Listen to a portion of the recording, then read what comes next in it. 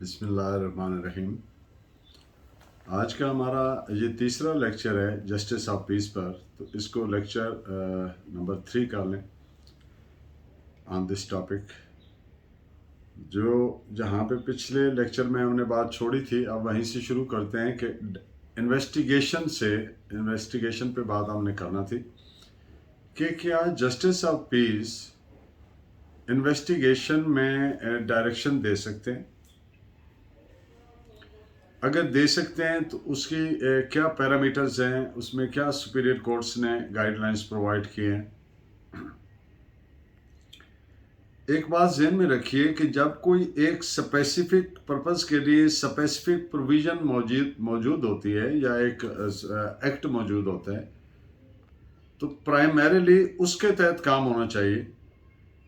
अब आपने 22A6 देखा, उसमें इन्वेस्टिगेशन जो उसका सब क्लास 2 है, उसमें कि अगर जस्टिस ऑफिस मुनासिब समझे तो उसको इन्वेस्टिगेशन ट्रांसफ़र कर सकता है उसी पुलिस स्टेशन में, उधर ही। मकसद उसका ये, तो ये मुनासिब समझना जो है ये बहुत अहम है।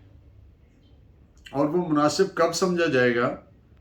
जब पुलिस ऑफिसर यानी आईओ, इन्वेस्टिगेशन ऑफिसर, तफ्तीशी ऑफिसर अपनी ड्यूटी जैसे कानून ने प्रोवाइड किया है वो नहीं कर पा रहा है, बदनीति से या इनकम्पिटेंस से या इनएफिशिएंसी से, जो whatever the reason is.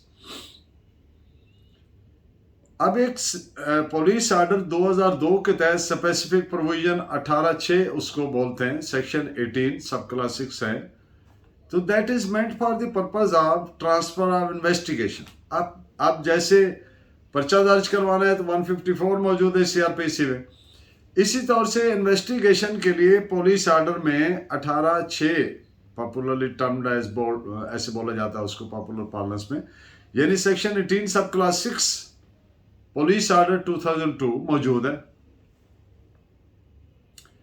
तो जब सबसे पहले क्या चीज देखेंगे कि आया एक आदमी डायरेक्ट जस्टिस ऑफ पीस साहब के पास आ गया या पहले पुलिस की कंसर्न्ड अथॉरिटी, यानी डिस्ट्रिक्ट में अगर कोई डिस्ट्रिक्ट है तो वहां पे इन्वेस्टिगेशन का इंचार्ज होगा एसपी इन्वेस्टिगेशन।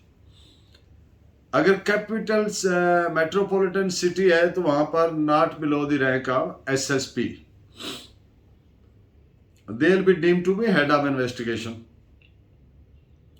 तो सबसे पहले तो उसको दरखास्त देना जरूरी है। जैसे जस्टिस ऑफ पीस के पास तब आता है आदमी जब पुलिस वाला पर्चा दर्ज नहीं करा, इसी तौर से जस्टिस ऑफ पीस के पास तब आएगा आदमी aggrieved from investigation if he is, तो जब वहां पे पहले उसने प्रॉपर उनको अप्रोच किया हेड ऑफ इन्वेस्टिगेशन को, और उसका ग्रीवेंस रिड्रेस नहीं हुआ या they are sleeping over it और कोई कार्रवाई नहीं हुई, जो भी रीजन है, the person is still feeling aggrieved, तो अब जस्टिस ऑफ पीस ने उस पे डायरेक्ट ऐसे ऑर्डर नहीं कर देना। इन नेचर आप समरी ट्रायल कह ले, समरी इंक्वायरी कह रहे, सॉरी ट्रायल नहीं, समरी इंक्वायरी की नौयत का करना है। समरी मैंने इसलिए वर्ड यूज किया कि एक स्टैट्यूटरी प्रोविजन है कि तफ्तीशी अफसर ने, आईओ ने, within 14 days is bound to submit challan. तो ये बात ध्यान में रखते हुए जस्टिस ऑफ पीस समरी नौयत की इंक्वायरी करेंगे। अब इन on the face of it नजर आ रहा है कि हाँ इन्वेस्टिगेशन प्रॉपर नहीं हो रही। मैं एक मिसाल देता हूं, जो कंप्लेनेंट है जो कहता है जी मेरी तफ्तीश इस तफ्तीशी से तब्दील कराएं, वो कहता है ये बायस्ड है। अब ये बायस्ड को खाली कह देना तो काफी नहीं है, मैलाफाइडी है या बायस है या जो, तो उसकी बायस कैसे शो हो रही है? ये देखेंगे हमारे 4 गवाह हैं, इनके बयान ही नहीं रिकॉर्ड कर रहा। तो अब नजर आता है कि प्राइमरी ड्यूटी क्या है आईयू की? Collection of evidence as it is defined in section 4 of CrPC. हम पहले डिस्कस कर चुके। तो primary duty of an IO is collection of evidence. अब वो तो कलेक्ट नहीं कर रहा, तो meaning thereby it is resulting in failure of performing of his duty as enjoined by law. तो जब कोई पुलिस वाला कानून के मुताबिक काम करने में फेल होता है, तो फिर justice of peace by exercise of his supervisory और एडमिनिस्ट्रेटिव और मिनिस्टेरियल, जो भी तीनों में लफ्ज यूज करें, उस जुरिस्डिक्शन को एक्सरसाइज करेगा and will make him to act in as provided by law, to perform his duty as provided by law. अगर वो पर्चा दर्ज करवाने वाली बात है, तब भी ये नहीं कहेगा कि इसमें फलां सेक्शन के फलां सेक्शन लगाओ या ये करो, या जस्टिस ऑफ पीस हुक्म देगा कि in accordance with law as provided by law अपनी ड्यूटी करो। और इन्वेस्टिगेशन में भी ये नहीं कहेगा कि ये पर्टिकुलरली ये करो और वो करो, और वो उसको पाबंद करेगा कि ये तुम्हारी ड्यूटी है, ये हमारे पास कंप्लेंट है, ये आप नहीं कर रहे, कानून के मुताबिक कलेक्शन ऑफ एविडेंस में फॉल करता है। तो फिर वो डायरेक्शन देगा किसको? एसपी इन्वेस्टिगेशन को। अब उसी पैरामीटर में जो सेक्शन 18 सब क्लास 3 में उसमें ट्रेवल करती हुई कि 18, और एसपी इन्वेस्टिगेशन उसको विद ऑल सीरियसनेस लेगा जस्टिस ऑफ पीस की इस डायरेक्शन को, और and shall proceed as per section 18 sub class 6 of police order 2002। तो फिर इन्वेस्टिगेशन ट्रांसफर करें। इस पे 2 केस लॉ नोट फरमाइए। 2008 Pakistan criminal law journal page 1374 and PLD 2009 Karachi page 14। अब एक बात जस्टिस ऑफ पीस साहब ने एक बुनियादी बात हमेशा जहन में रखनी है कि क्या अदालतें, क्या कोर्ट्स ऑफ लॉ, पहली बात तो यह है justice of piece is not a court of law. उसका तो बिल्कुल लिमिटेड स्कोप है कि अगर वो कानून के मुताबिक नहीं परफॉर्म कर रहा तो make him perform in accordance with law as per law. तो even if it is a court, तो courts can not interfere in investigation. ये प्रिवी काउंसिल ने एज फार बैक एज 1945, तब प्रिवी काउंसिल ने फैसला किया, और जब से पाकिस्तान बना हमारी सुपीरियर कोर्ट्स ने यही होल्ड किया। क्यों? कि जब एक चीज प्रोवाइडेड है बाय सीआरपीसी, तो जिसकी जो ड्यूटी है वो करे। अगर कोर्ट इंटरफेयर करेगी इन्वेस्टिगेशन में, तो it will entail very serious, very horrendous consequences. The entire scheme of CRPC gets disturbed. तो प्रिंसिपल ये है कि जो जिसकी ड्यूटी बनती है, अगर आईओ की ड्यूटी है, अब इन्वेस्टिगेशन में जब कोर्ट ये कहे कि उसको बुला करके आप ये करो और आप ये करो, it amounts to assuming the role of IO, the status of IO, which is far below the status and dignity of a court. Court shouldn't allow itself to lower its status. One thing. The second, इसका कि वो repeat हो जाएगी कि CrPC का entire scheme disturb होगी। तो मैं इसकी 2 लाइन्स पढ़ देता हूं। Investigation is exclusive right of police. Exclusive right आप जानते हैं, एक्सक्लूसिव राइट होता है जो बाकी सारों को परे कर देता है, एक्सक्लूड कर देता है, सिर्फ उसी का होता है जिसके पास है। Investigation is exclusive right of police and court can not interfere in investigation. Judiciary cannot interfere with the investigation of police officer. It was held by the Privy Council in Nazir Ahmed's case. Nazir Ahmed Binam Sarkar, मशहूर मुकदमा था, and reported as AIR 1945, Supreme Court, page 18. Same view affirm हुआ Shanaz Begum's case, reported as PLD 1971, Supreme Court, page 677. And another very famous case, Brigadier Imtiaz case, reported as 1994, SCMR, page 2142.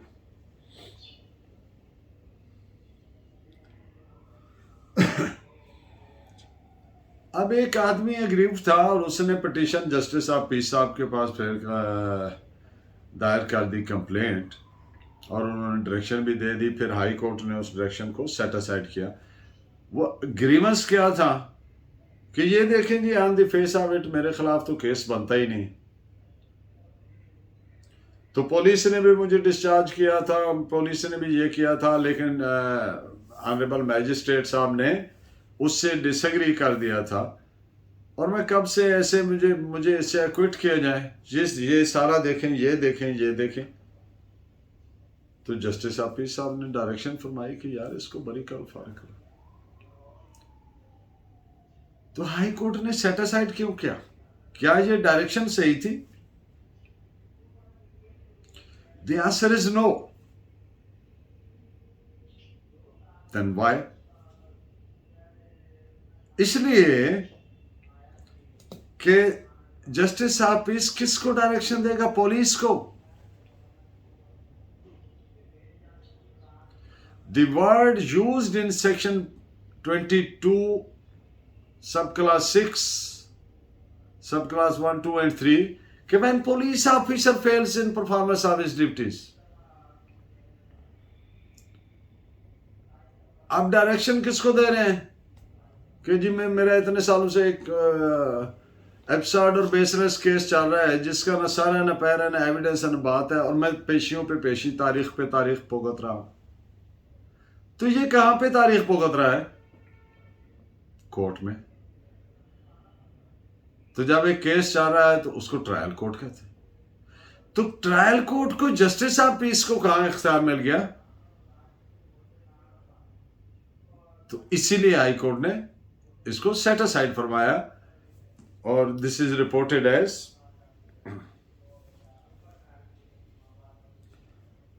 2012 Pakistan criminal law journal, page है 727।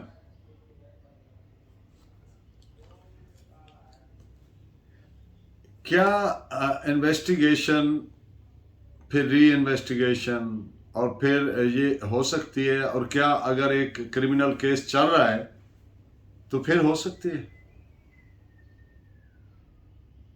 तो क्या criminal court को कोई इख्तियार है ऐसा order करने का कि इन्वेस्टिगेशन करें? या ऐसे हम इससे पहले बात कर चुके हैं कि ट्रायल कोर्ट को ये इख्तियार नहीं है कि वो इन्वेस्टिगेशन के लिए कहे, क्योंकि उसके पास जो इख्तियार है वो सेक्शंस, 2 सेक्शंस हैं, एक 540 CRPC है, एक 265 CRPC है। तो उसके पास वो सफिशिएंट इख्तियार, वो पुलिस को नहीं ये डायरेक्शन दे सकता। हाँ, पुलिस का चूंकि ये एक्सक्लूसिव राइट है, तो भले केस अख्ताम के करीब हो, फाइनल बेस पे ही क्यों ना हो, फिर भी इन्वेस्टिगेशन हो सकती है। इसमें with due respect to a judgement, हमारे जस्टिस चौधरी एजाज साहब थे, उन्होंने एक जजमेंट की थी, फरमाई थी, रिपोर्ट भी हुई कि नहीं हो सकती फिर इन्वेस्टिगेशन। ये उनका एक व्यू था, लेकिन यहाँ पर फैसला जब आ जाता है तो चूंकि वो एक पब्लिक डॉक्यूमेंट बन जाता है तो हम उस पर बोनाफाइड कमेंट कर सकते हैं। वो तनकीद नहीं होती, एक बोनाफाइड कमेंट होता है कि जिसने फैसला किया है वो भी इंसान है, गलत भी फैसले होते हैं। इसलिए रोज़ सुप्रीम कोर्ट से आप देखते हैं कि फैसले हाई कोर्ट के सेटिसाइड हो रहे होते हैं। तो बुनियादी इसके पीछे फिलॉसफी क्या है कि इन्वेस्टिगेशन, वो जिस फैसले का मैंने हवाला दिया जस्टिस एजाज साहब का, ये उन्होंने महसूस किया, ऑब्जर्व किया कि ये एक अब्यूज ऑफ प्रोसेस हो रहा है। जो क्रिमिनल लोग हैं वो इसको प्रोलॉन्ग करने के लिए, लिंगर ऑन करने के लिए मिसयूज कर रहे हैं इसको। ये इन्वेस्टिगेशन, फिर इन्वेस्टिगेशन, 6 इन्वेस्टिगेशन, 4 इन्वेस्टिगेशन। तो इसलिए उन्होंने डेप्रिकेट किया था।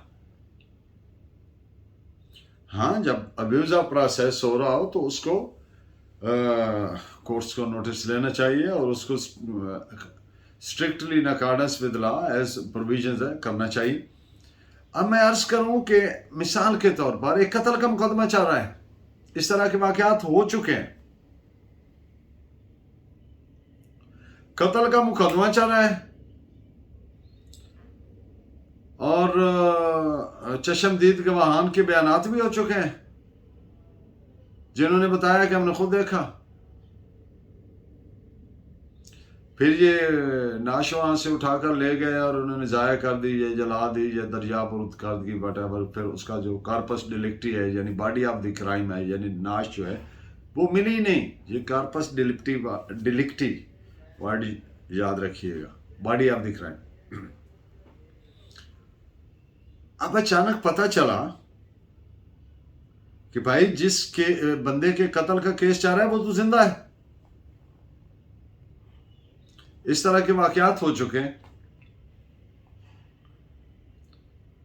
तो अगर इन्वेस्टिगेशन का दरवाजा बंद कर दे तो फिर तो रास्ता बंद हो गया। इसलिए इन्वेस्टिगेशन के बाद री इन्वेस्टिगेशन भी हो सकती है और उस वक्त भी री इन्वेस्टिगेशन हो सकती है जब केस काफी कंक्लूड होने के करीब भी हो। और ये रेयर फिनोमेना के तौर पर होना चाहिए।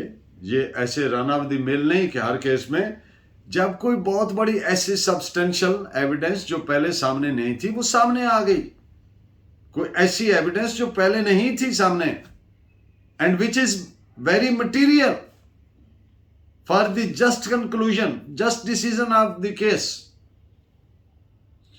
उस फैसले में इंसाफ के तकाजे पूरे करने के लिए एक ऐसी चीज, ऐसे शवाहिद जो पहले मौजूद नहीं थे वो किसी स्टेज पे सामने आ गए तो उनको रोकना नहीं चाहिए, आने देना चाहिए। क्योंकि अल्टीमेट एंड क्या है, अब whole this system that is dispensation of justice. और सिर्फ डिस्पेंसेशन ऑफ जस्टिस नहीं है, क्रिमिनल लॉ में सेफ डिस्पेंसेशन ऑफ जस्टिस होना चाहिए, सेफ डिस्पेंसेशन ऑफ जस्टिस।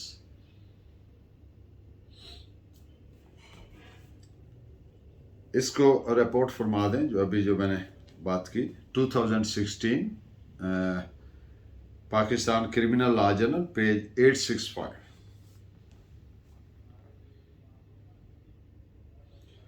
अब एक बात तो कर चुके, लेकिन इस पॉइंट से आपके जहन में एक काफी क्लैरिटी हुई। अब एक आदमी ने जस्टिस ऑफ पीस साहब के पास दरख्वास्त दी कि जनाब जो तफ्तीशी है ना वो CDR कलेक्ट नहीं कर रहा। CDR means call data record, यानी ये फोन का जो कालों का आना जाना का जो रिकॉर्ड होता है, हम उसको मुख्तसर CDR बोल देंगे। CDR कलेक्ट नहीं कर रहा। जस्टिस ऑफ पीस साहब ने डायरेक्शन दे दी तो दूसरी पार्टी एग्रीव्ड होकर हाईकोर्ट चली गई। हाईकोर्ट ने सेट असाइड कर दिया। ये व्यू लेते हुए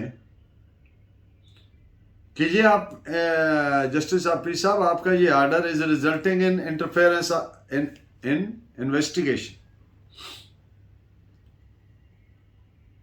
तो with due respect to the High Court, ये फैसला हाई कोर्ट का गलत था। गलत किस लिए था कि जो आईओ की प्राइमरी ड्यूटी है, बुनियादी फर्ज है आईओ का, वो है collection of evidence, to collect all those facts, to record all those statements of all those persons who are acquainted with the crime and all the incriminatory material, हर वो material जो उस जुर्म से रिलेटेड है किसी भी तरह से, वो चाहे मट्टी खून आलूद है।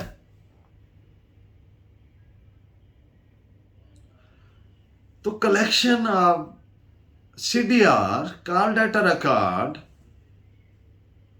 is also a material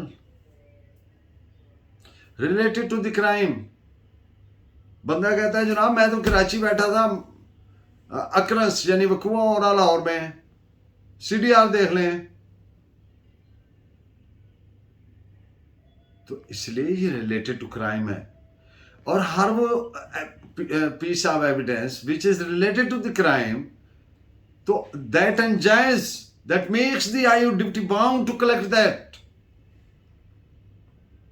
और IO की वो प्राइमरी ड्यूटी बन जाती है। तो once IO is failing in performance of his duties, तो फिर जस्टिस ऑफ पीस उसको very validly pass directions to make him act in accordance with law. इसको आप नोट फरमा लीजिए। 2013 Pakistan criminal law journal page 1603।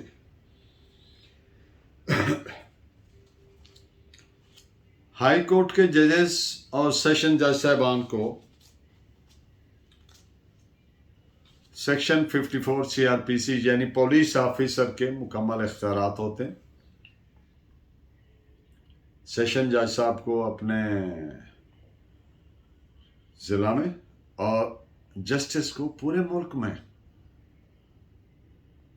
Session जज साहब को 54, 55 के इख्तियारात होते हैं, लेकिन जस्टिस साहब को 54 और 55 के अलावा 561 के भी इख्तियारात होते हैं, जो कि सेशन जज को नहीं होते। इस पर रिलायंस लिख लें। 1989 Pakistan criminal law journal 2016 page है। ये बात बताने का मकसद ये है कि वो पर्चा दर्ज करवा सकते हैं, अरेस्ट करवा सकते हैं, यानी पुलिस ऑफिसर के जितने भी इख्तियारात हैं वो एक्सरसाइज कर सकते हैं।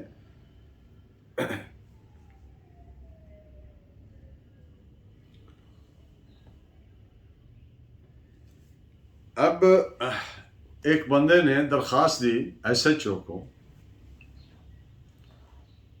कि मुकदमा दर्ज किया जाए। SHO साहब ने वो खारिज कर दी।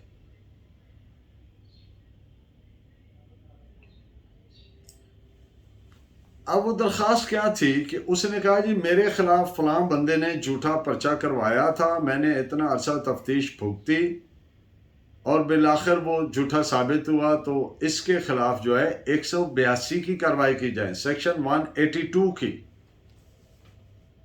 तो SHO ने उसकी बात नहीं सुनी और वो एग्रीव्ड फील करके आ गया कंप्लेंट लेकर जस्टिस ऑफ पीस साहब के पास। तो सवाल पैदा होता है कि क्या जस्टिस ऑफ पीस साहब ऐसी सूरत हाल में डायरेक्शन दे सकते हैं? ये कुछ केसेस हैं जिनमें दी गई हैं। The answer is no, not at all. अब फिर बात होगी कि वो क्यों। जस्टिस ऑफ पीस ने ये देखना है कि पुलिस वाला is failing in performance of his duty as enjoined by section, पर्चा दर्ज करने की बात है तो सेक्शन 154 CRPC। अब जो 182 की कार्रवाई है सेक्शन 182 पीपीसी, वो जो जुर्म है वो बनता है कि जब कोई पब्लिक सर्वेंट को deliberately and knowing the same to be false कोई इंफॉर्मेशन देता है, यानी एक आदमी जानते हुए बूझते हुए कि ये जो मैं इतला दे रहा हूं पब्लिक सर्वेंट को, एसएचओ भी पब्लिक सर्वेंट है, तो ये झूठी है, तो फिर वो जुर्म बनता है 182 का। अब ये जुर्म किसके साथ हुआ? पब्लिक सर्वेंट के साथ। तो वो प्राइवेट आदमी कैसे एग्रीव्ड हो गया? इसलिए वो एसएचओ की ड्यूटी नहीं बनती है अंडर सेक्शन 154। तो जब 154 के तहत नहीं बनती है तो फिर जस्टिस ऑफ पीस भी उसको नहीं कह सकते, क्योंकि 154 ड्यूटी नहीं उस पर लगा रहा एसएचओ पे।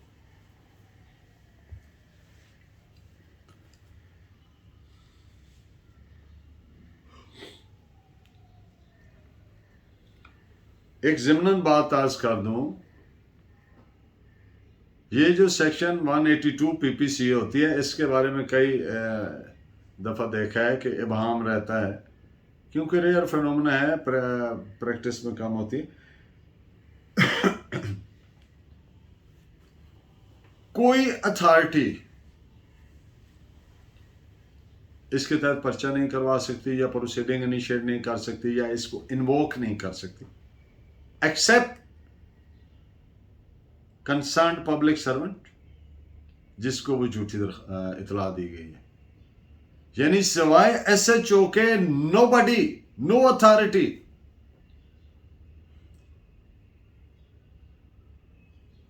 इसको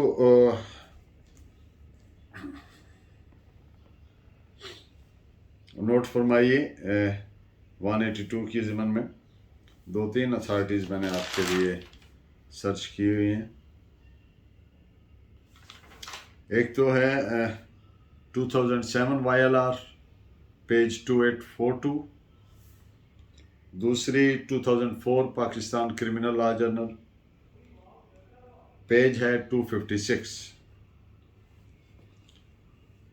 ये जो पहले मैंने बात की कि जस्टिस ऑफ पीस साहब जब तफ्तीशी ऑफिसर को ऑर्डर करते हैं, डायरेक्शन देते हैं, तो उसमें कोई उसके माइन्यूट्स में नहीं जाते, उसकी नाइस्टीज में नहीं जाते, उसकी डीपर डाइव नहीं करते।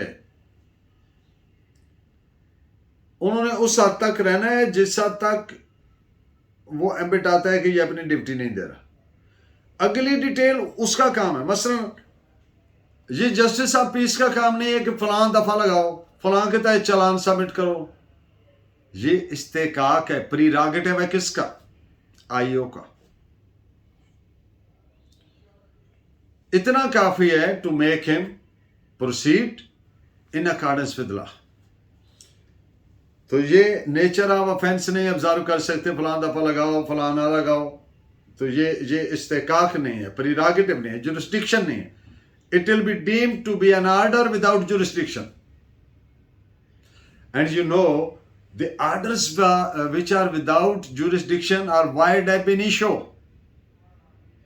वो शुरू से ही कलादम होते हैं, having no sanctity in the eye of law.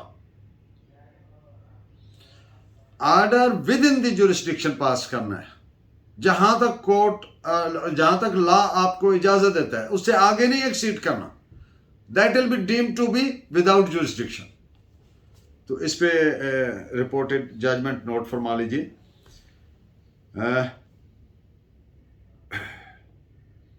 182 वाली बात पे पहले एक और भी नोट फरमा लें। PLD 2007 लाहौर पेज 53, और ये कि फलां दफ़ा के तहत करें, ये जो अभी मैंने बात की इस पे केस लॉ है 2007 Pakistan criminal law journal page 124।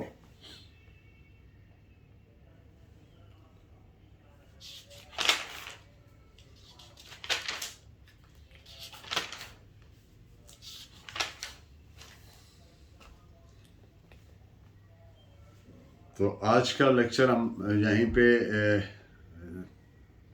Conclude करते हैं।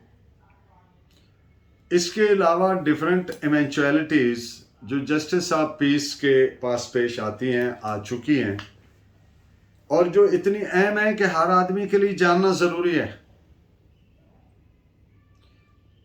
वो हम यहीं से कंटिन्यू करेंगे in our last and fourth lecture on the topic of justice of peace. So till that time, keep watching and keep guiding me with your valuable views. Allah Negiban, thank you very much.